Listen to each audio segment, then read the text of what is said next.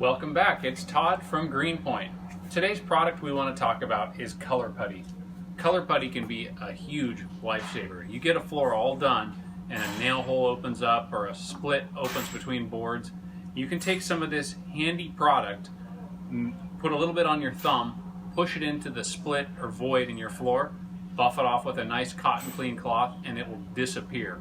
The other thing that's great about this product is you can mix it. So if you got a board that we don't have quite the right color, you can take a light and a dark, or a white and a black and make a gray. There's just so many options.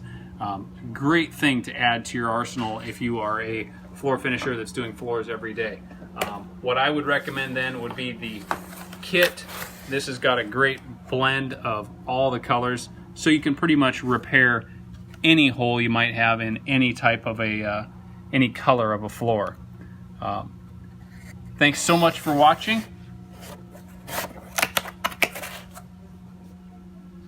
Thanks so much for watching. Make sure to give us a thumbs up if you enjoyed this video, and subscribe to our YouTube channel to see more helpful videos regarding hardwood flooring.